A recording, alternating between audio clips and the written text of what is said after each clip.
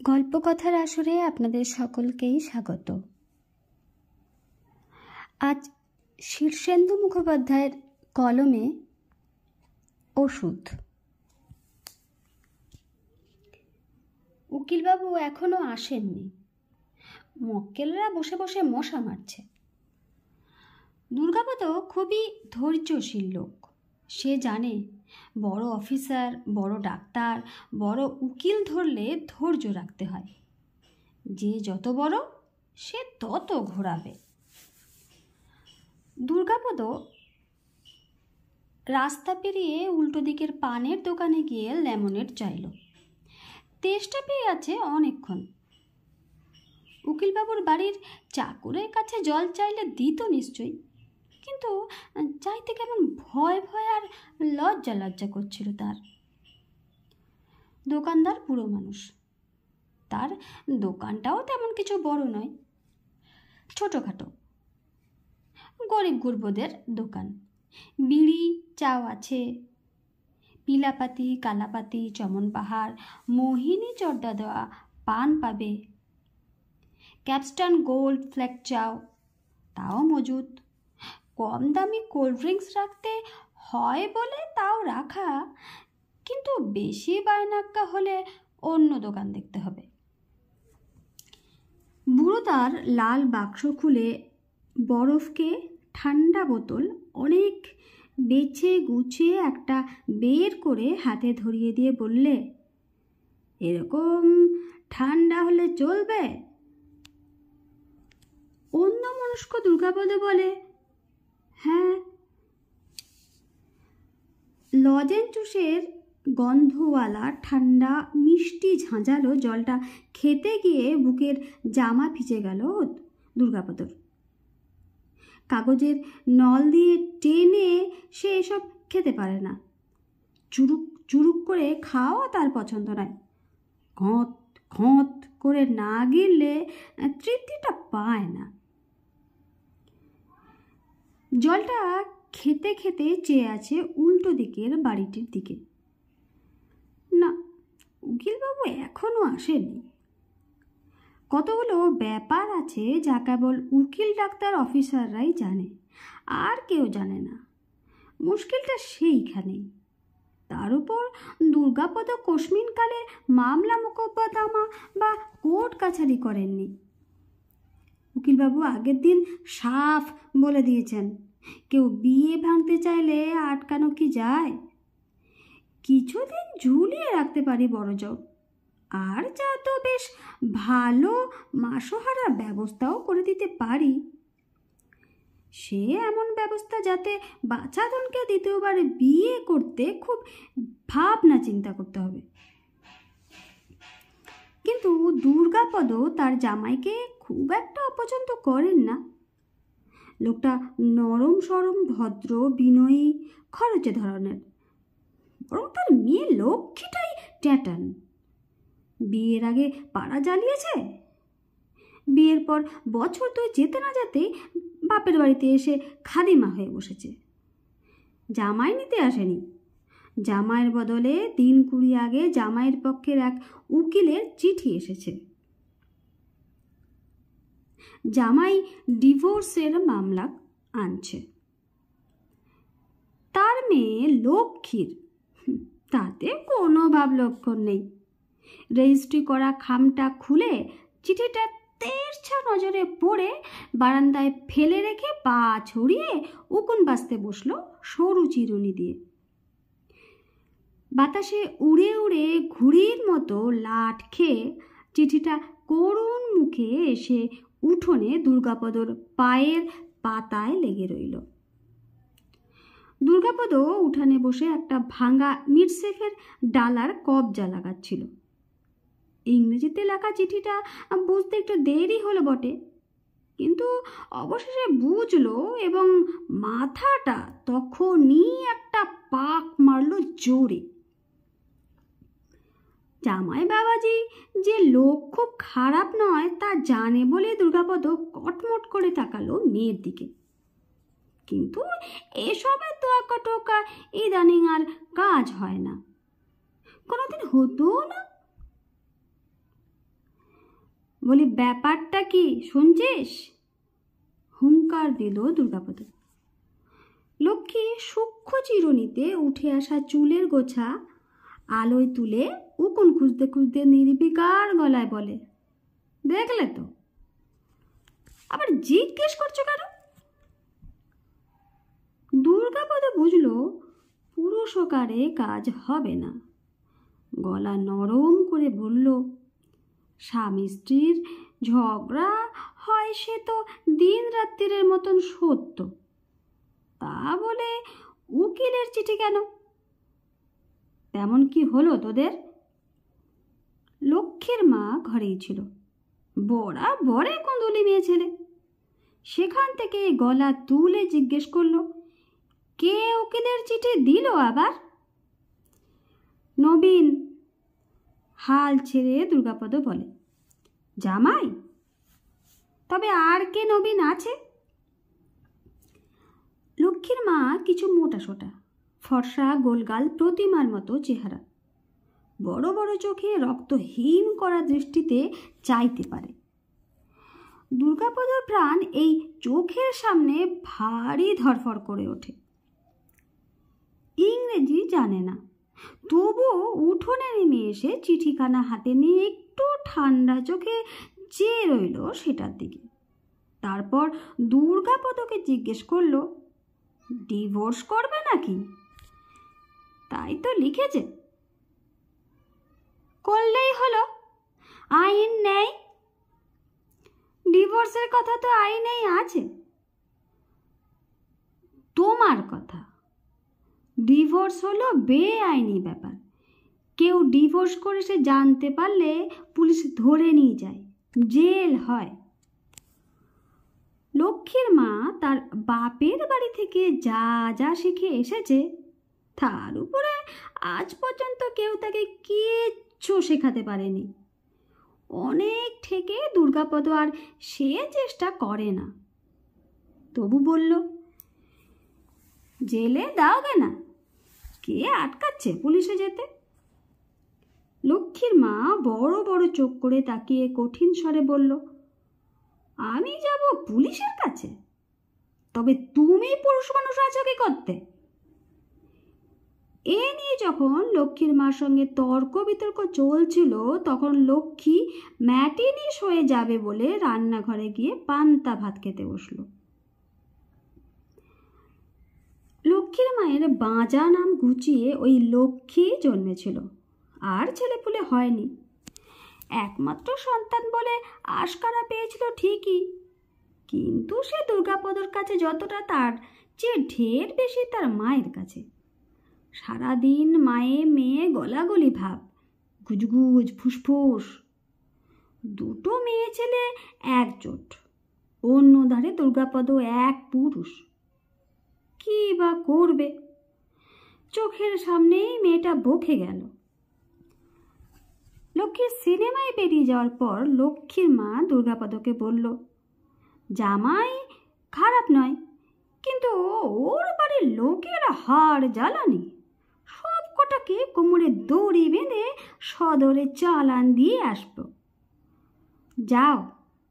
এ কি কথা?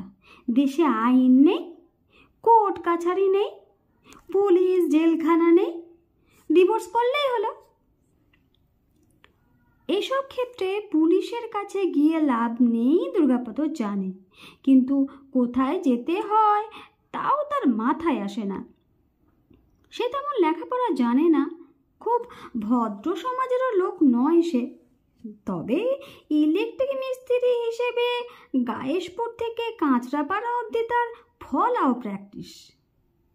বলতে কি, উকিল ডাক্তার অফিসারদের মতোই তার গ্রাহকেও ঘুরে ঘুরে আসতে হয়। বলতে নেই তার টাকা অঢেল। সে সাইকেলখানা নিয়ে ভর দুপুরে বেরিয়ে পড়ল। বুদ্ধি দেওয়ার লোকের অভাব দুনিয়ায় নেই। একজন উদে এক উকিলের ঠিকানা মায় একটা হাত চিঠিও দিয়ে দিল। তাতে লাভ হলো কি না হরিপদ জানে না। প্রথম দিন জামাইয়ের উকিলের দেওয়া চিঠিটা পড়ে কুঁদে উকিল মোট মিনিট দশেক তার সঙ্গে কথাবার্তা বলতে 25টা টাকা নিল, কিন্তু তবু কেমন ভরসা দিতে পারল না। দুর্গাপদ আজও এসেছে, বুকের মধ্যে সারাক্ষণ ঢিপঢিপ ঢিপঢিপ, মুখ শুকনো, গলা জুড়ে অষ্টবহর এক তেষ্টা। মেয়েটা ঘাড়ে এসে পড়লে সমাজে মুখ দেখানো যাবে না। আর হারামজাদি শুধু যে ঘাড়ে এসে পড়বে তা তো নয়, ঘাড়ে বসে চুল পড়বে, পাড়ায় ঢিটে ফেলে দেবে দুদিনে।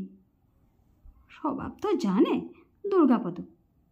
গতকাল সে লক্ষ্মীকে খুব সোহাগ দেখিয়ে বলেছিল, মা গো, শ্বশুর বাড়িতে গিয়ে বনিবানা করে থাকোগে, যাও, আমি সঙ্গে যাব, বুঝিয়ে সুজিয়ে সব ঠিকঠাক করে দিয়ে আসবো। থাকতে যদি পারো তো মাসে 300 টাকা করে হাত খরচ পাঠাবো তোমায়। শুনে লক্ষ্মীর কি হাসি,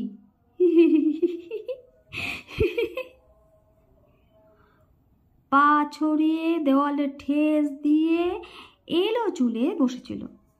হাসির চোটে সেই চুলে মুখ বুক ঢাকা পড়ল। বলল, মা সোহারা লোভ দেখাচ্ছ? তুমি মরলে সর্বস্ব তো এমনিতেই পাবো। মূর্তি দেখে দুর্গাপদ ভারী মুচড়ে পড়েছিল। লক্ষ্মীর মা বলল, পুরুষ মানুষ বোকা হয় সে কথা তো জানা, কিন্তু তোমার মতো এমন হাঁদারাম আর মেনি মুখো জন্মেও দেখিনি। লক্ষ্মী শ্বশুর বাড়ি যাবে কেন? ওর সম্মান নেই?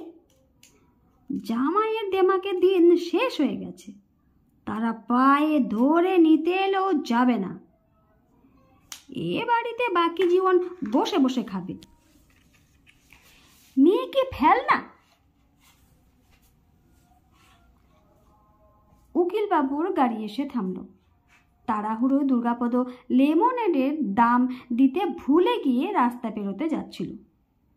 পিছন থেকে, ও দাদা, দাম দিয়ে গেলেন না?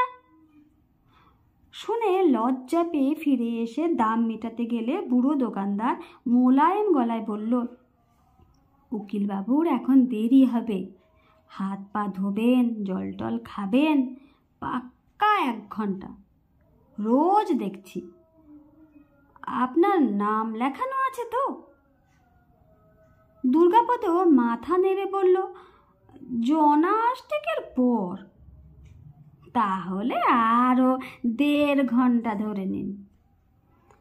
বড় উকিল ধরে বড্ড মুশকিল হলো দেখছি। আসানো হবে, উনি হারা মামলা জিতিয়ে দেন।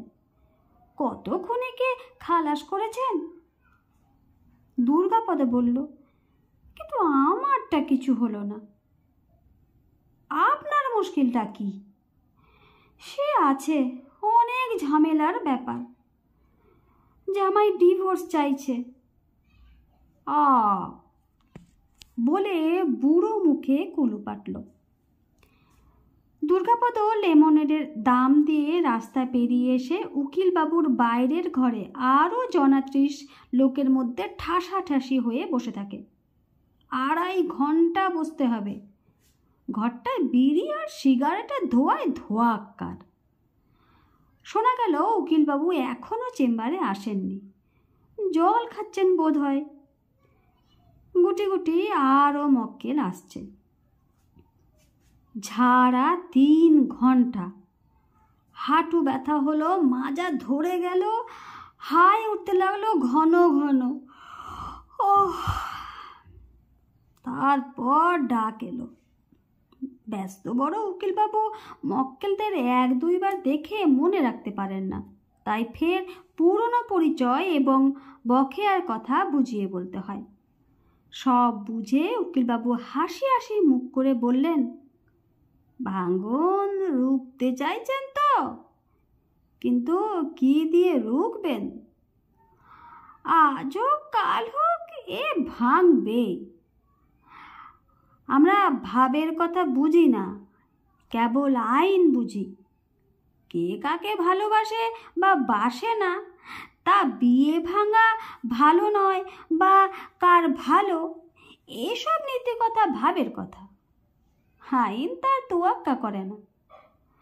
বলেন তো লড়তে পারি, কিন্তু খামোকা। ফের 25টা টাকা গুনে দিয়ে দুর্গাপদ উঠে পড়ল। খেয়ে উঠে নবীন বারান্দায় দাঁড়িয়ে ঘটির জলে আঁচাচ্ছিল। এমন সময় দেখলো উঠোনে জ্যোৎস্না পড়েছে। এই হেমন্তকালের জ্যোৎস্নার রকম সকমই আলাদা। একটু দুধের স্বরের মতো কুয়াশায় মাখামাখি চাঁদখানা ভারী আহ্লাদি চেহারা নিয়ে হাসছে। বাতাসে চোরা শীত।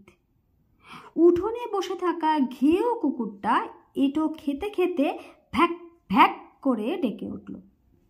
নবীন কাঁধের গামছায় মুখ মুছতে মুছতে শুনল মা তাকে ডেকে বলছে, নবীন, গায়ে একটা গেঞ্জি দে, এই সময়কার ঠান্ডা ভালো না। আঁচাতে গিয়ে চারিদিককার দৃশ্য দেখে জগৎ সংসার বেবাক ভুলে চেয়ে রইল নবীনচন্দ্র।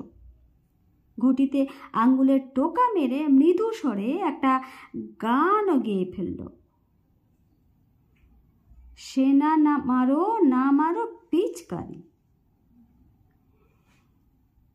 ঘেরা উঠোনের যে ধারটায় দেওয়ালের গায়ে দরজাটা আছে তার পাশেই মায়ের আদরে দুটো মানকচুর ঝোপ আশকারা পেয়ে মানুষ প্রমাণ প্রকাণ্ড হয়ে উঠেছে।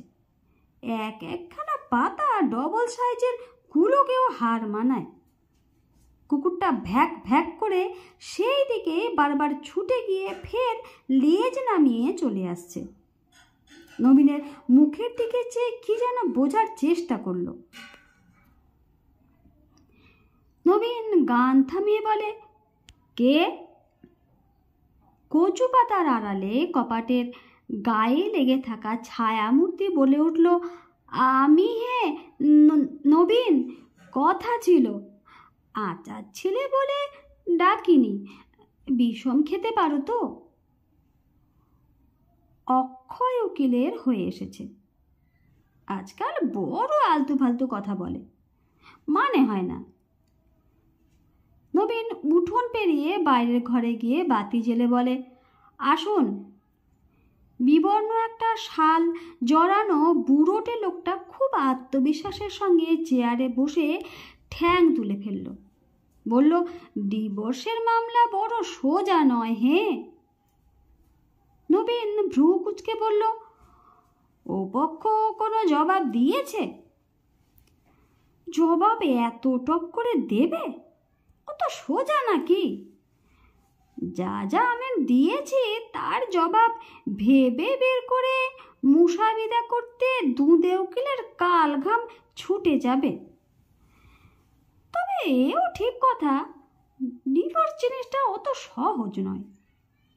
নবীন গম্ভীর মুখে বলে, শক্তটাই বা কি? রোজ কাঁড়ে কাঁড়ে ডিভোর্স হচ্ছে দেখছি।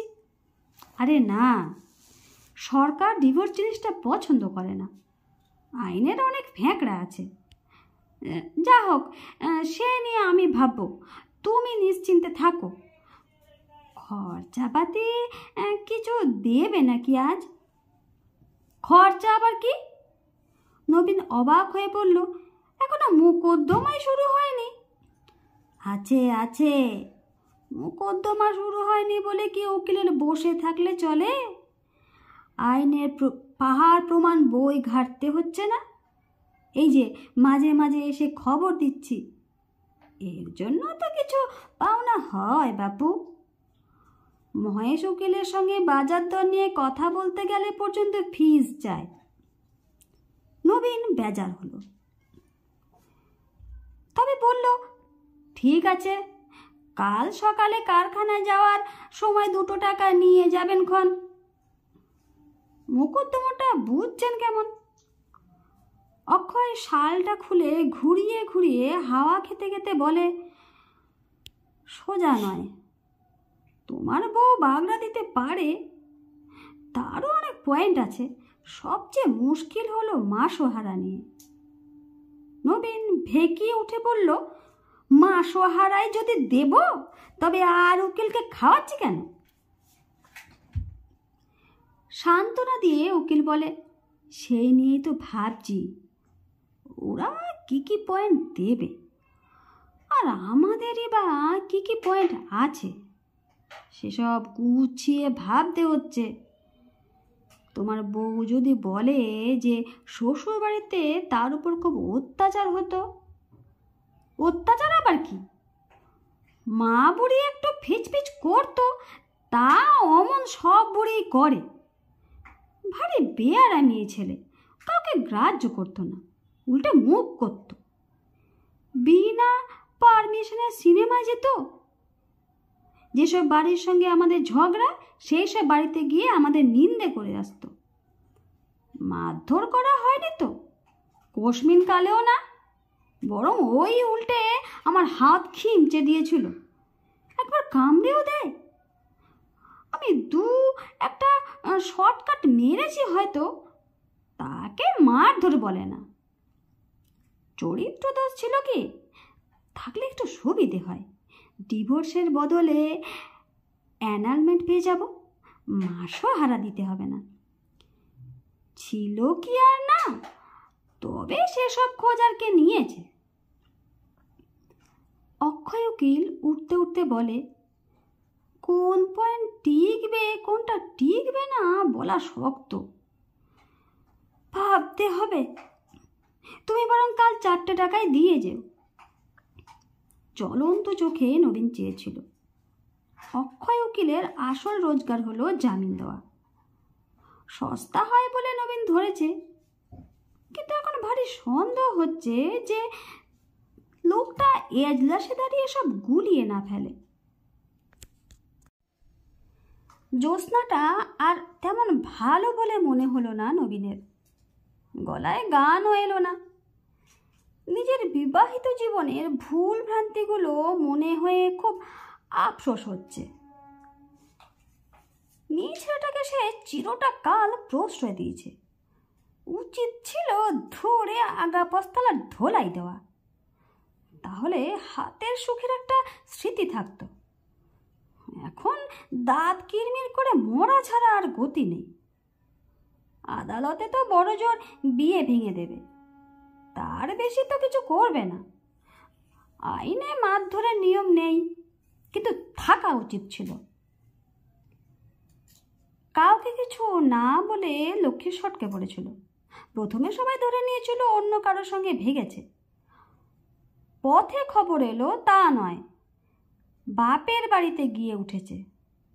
তাতে খানিকটা স্বস্তি বোধ করেছিল নবীন, মুখটা বাঁচল। কিন্তু সেই থেকে তার লোহা পেটানো হাত নিষ্পিস করে। সকালে কারখানায় যাওয়ার পথে অক্ষয় উকিলের চেম্বারে উকি দেয় নবীন। চেম্বারের অবস্থা শোচনীয়। ওপরে টিনের চালওয়ালা পাকা ঘরের চুন বালি গত বর্ষায় স্যাঁতস্যাঁতে ভাব কাটিয়ে উঠতে পারেনি, ঝুরঝুর করে সব ঝরে পড়ে যাচ্ছে। উকিলের নিজস্ব চেয়ারের গদি ফেড়ে গিয়ে ছোবড়া বেরিয়ে পড়েছে। 3 আলমারি বইতে উই লেগেছে, আলমারির গায়ে ওই পোকার আঁকা বাঁকা মেটে সুরঙ্গ। বই অবশ্য নকেল, মক্কেলদের শ্রদ্ধা জাগানোর জন্য। সাজিয়ে রাখা বেশিরভাগ বই ড্যামি, ওপরে মলাট, ভেতরটা ফোঁপড়া। মক্কেলহীন ঘরে বসে অক্ষয় উকিল গতকালের শালটা গায়ে দিয়ে নাতিকে অঙ্ক কষাচ্ছে। 4টে টাকা পেয়ে গম্ভীর মুখে বলল, এ মামলা তুমি জিতেই গেছো, ধরে নাও। নবীন নিশ্চিন্ত হলো না। শীতের বেলা তাড়াতাড়ি পড়ে আসে। ওভারটাইম খেতে বেরোতে বেরোতে সাঁঝের আধার ঘনিয়ে এসেছে। কারখানা ছাড়িয়ে বাজারের পথে পা দিতেই মোড়ের মাথায় শুকনো মুখে তার শ্বশুর দুর্গাপদকে দাঁড়িয়ে থাকতে দেখে একটু থমকালো নবীন। কথা বলা উচিত কিনা ভাবছে। লোকটা তেমন খারাপ নয়। নবীনকে বলতে হলো না, দুর্গাপদই শুকনো মুখে একটু হাসি ফোটাবার চেষ্টা করে এগিয়ে এলো। সব ভালো তো? নবীন বেখেয়ালে প্রণাম করে ফেলল। বলে, মন্দ কি? দুর্গাপদ শুকনো ঠোঁট জিভে চেটে বলে, এদিকে একটু বিষয়ের কাজে এসেছিলাম, ভাবলাম দেখা করে যাই। নবীনও ভদ্রতা করে জিজ্ঞেস করে, ওদিকে সব ভালো? দুর্গাপদ হতাশ মুখে বলে, ভালো আর কই, তুমি উকিলের চিঠি দিয়েছ, আমি অত শত ইংরেজি বুঝি না, তবে পড়ে মনে হলো ডিভোর্স কিছু একটা কথা আছে। নবীন বিনীতভাবে বলল, তাই লেখার কথা, ঠিক মতো লিখেছে না কে জানে, আইনের ইংরেজির অনেক ঘোর প্যাচ। দুর্গাপদ বলে, শুধু ইংরেজি কি, উকিলের মুখের কথাও বোঝা যায়। দুবারে কর করে 50টা টাকা দিলাম দুটো মুখের কথা শোনার জন্য। ডিভোর্স ঠেকানোর উপায় নেই বলছে উকিল, আমরা তবু ঠেকাতে চাই। নবীন গম্ভীর হয়ে বলে, আমার উকিল বলছে ডিভোর্স পাওয়া নাকি খুব শক্ত, সরকার নাকি ডিভোর্স পছন্দ করে না। কারো কথাই বোঝা যাচ্ছে না। ওদিকে লক্ষ্মীর মা বলছে ডিভোর্স নাকি বেআইনি, পুলিশ খবর পেলে জেলে দেবে। নবীন হাসল। দুর্গাপদ করুণ চোখে চেয়ে বলল, হাসছো বাবা? লক্ষ্মীর মা যে কিভাবে আমার জীবনটা ঝাঁঝরা করে দিল, তা যদি জানতে।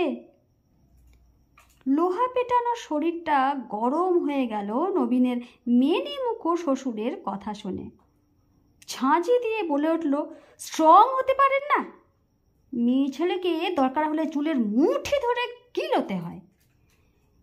এ কথায় দুর্গাপদ গরম হয়ে উঠল। বেশি বলো না বাবা জীবন, তুমি নিজে পেরেছ, পারলে উকিলের সামলার তলায় গিয়ে ঢুকতে না। এই কথায় নবীন স্তম্ভিত হয়ে গেল। সিনেমা থেকে বেরিয়ে লক্ষ্মীর খুব উদাস লাগছিল। দুনিয়ায় সে কাউকে গ্রাহ্য করে না, শুধু এই উদাস ভাবটাকে। এই যে কিছু ভালো লাগছে না, উদাস লাগে, এই দুনিয়ার সঙ্গে নিজেকে ভারী আলাদা মনে হয়। এই যে সিনেমা দেখো মন ভালো হতে চায় না, এই তার রোগ। ভিতরে নড়াচড়া নেই, নিথর ভেঙাতে পান্তার মতো জল ঢ্যাপসা একটা মন নেতিয়ে পড়ে আছে। সিনেমা হলের বাইরে দাঁড়িয়ে উদাস চোখে চেয়ে থাকে লক্ষ্মী। কোথায় যাবে তা যেন মনে পড়তে চায় না। লক্ষ্মী একটা রিক্সা নিল। স্টেশনে এসে উদাসভাবেই নৈহাটি ট্রেনে উঠে বসল। নিজের কোনো কাজের জন্য কখনো কাউকে সে কৈফিয়ত দেয় না। উঠোনে ঢুকতেই নেড়ি কুকুরটা ভ্যাক ভ্যাক করে তেড়ে এসে লেজ নাড়তে লাগলো, কুই কুই করে গা শুকতে লাগলো। কচু পাতা একটু গলা বাড়িয়ে একটা ঝাপটা দেয়। প্রথমটা কেউ টের পায়নি। কয়েক মুহূর্ত পরে সারা বাড়িতে একটা চাপা শোরগোল পড়ে গেল। সেটা লক্ষ্যই করল না লক্ষ্মী। উদাস পায়ে নিজের ঘরে গিয়ে উঠল। বিছানায় উপুর হয়ে পড়ে রাস্তার ধকলটা সামলাতে বড় বড় শ্বাস টানতে লাগলো। কতক্ষণ কেটেছে কে জানে। লক্ষ্মীর হয়তো একটু ঘুমই পেয়ে থাকবে। হঠাৎ ঘরে একটা বোমা ফাটলো ধরাম করে। কানের কাছে একটা বিকট গলা বলে উঠল, উকিলের শালার তলায় ঢুকেছি কেন? আমার হাত নেই?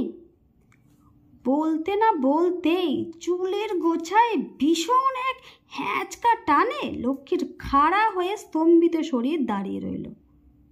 গায়ে ঠাস করে এক চড় পড়ল, 2 নম্বর বোমার মতো। মেঝেই পড়তে না পড়তেই নড়া ধরে কে যেন ফের দাঁড় করায়। বিকট গলায় বলে ওঠে, কার পরোয়া করি? কোন উকিলের ইয়েতে তেল মাখাতে হবে এই শর্মার? এই তো আইন আমার হাতে। বলি, পেয়েছ দুর্গাপদ দাস? বলতে না বলতে আরও একটা, তত জোর নয়, থাপ্পড় পড়ল গালে। লক্ষ্মীর গালে হাত। ছেলেবেলা থেকে এত বড়টি হলো, কেউ মারেনি তাকে, এই প্রথম। কিন্তু কি আশ্চর্য দেখো, মনের মেদা মারা ভাবটা কেমন কেটে যাচ্ছে, টকবক করছে রক্ত। আর তো মনে হচ্ছে না পৃথিবীর সঙ্গে সম্পর্ক নেই। নেই মানে ভীষণভাবে সম্পর্ক আছে, ভয়ঙ্কর নিবিড় সম্পর্ক সে। মেঝেই বসে লক্ষ্মী কাঁদতে লাগলো হাঁটুতে মুখ গুজে। কিন্তু সে কাঁদতে হয় বলে কাঁদা, মনে মনে কি যে আনন্দে ভেসে যাচ্ছে সে। দরজার একটু তফাৎ থেকে উঁকি মেরে দৃশ্যটা দেখে দুর্গাপদ। হা বজ্জাত মেয়েটা বটে, এত নাকাল করিয়ে নিজে এসেছে।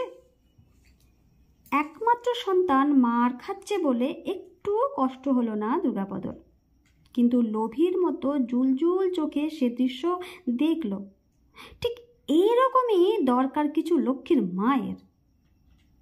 দুর্গাপদ বেড়ে ওঠেনি, কিন্তু বহুদিনকার সেই পাকা ফোড়ার যন্ত্রণার মতো ব্যথাটা আজ যেন কেটে গিয়ে টনটনানি কমে গেল অনেক। পরিশ্রান্ত নবীন ঘরে শিকল তুলে বেরিয়ে এলো। দুর্গাপদ গিয়ে তার কাঁধে হাত রেখে হাসি হাসি মুখে বলল, এই না হলে পুরুষ।